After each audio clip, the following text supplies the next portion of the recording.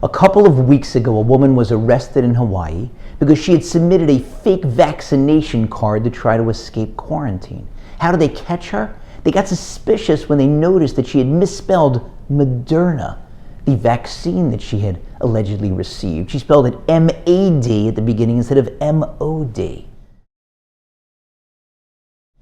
I haven't seen that amateurish and attempt at deception since the Three Stooges tried to sneak into an event by pretending to be members of the press. Press. Press. Pull. Hey, you! I heard this story and I went and checked my real vaccination card to make sure that the nurse in the hospital had spelled Pfizer correctly. Fortunately, she had. You hear a story like that and you say, come on, who would try a stunt like that? And the answer is you and me, all of us, all the time. The sages tell us in a play on words that Yom Kippur is a Yom, a day, Kippur, like Pur, like Purim. The usual explanation of this is that Yom Kippur is only like Purim. Purim's actually even holier because that's the day when we see that God runs the entire world from behind the scenes. But maybe there's another explanation. Yom Kippur is like Purim because on Purim we put on masks. And on Yom Kippur we take them off. Or they're taken off of us. We are unmasked. There's a prayer we say in the days leading up to Yom Kippur and on Yom Kippur itself. It's an acrostic. Each word begins with a successive letter of the Aleph base, the Hebrew alphabet. And each time we pound our chests to point out our transgressions. We say Ashamnu, Bagadnu, and the last word on the list is Titanu. There's a debate among the commentators how to translate that. One commentator says that we're repenting over the fact that we deceived, or more accurately, attempted to deceive God through our actions. In fact, the only person we actually deceived was ourselves.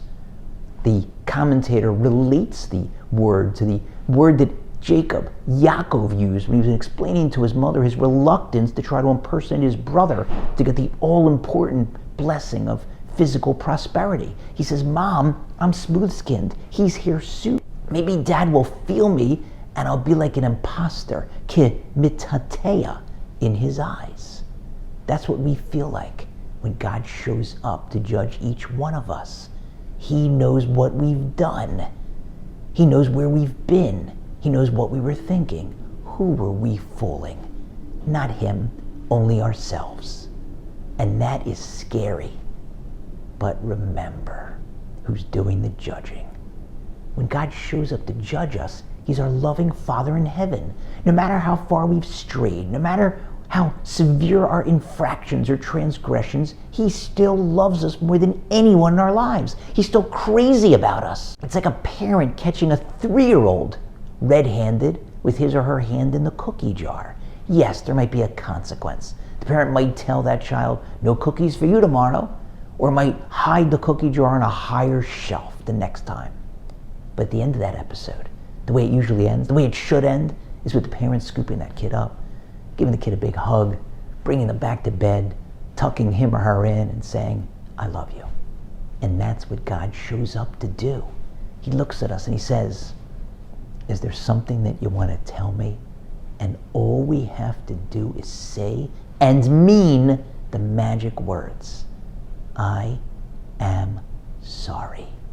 And he accepts that and grabs us in that giant, celestial, heavenly, fatherly, loving embrace. Picks us up, carries us back to bed, tucks us in, kisses us goodnight, reminds us how much he loves us, and hopefully gives each of us another year of life, another chance to try to be better.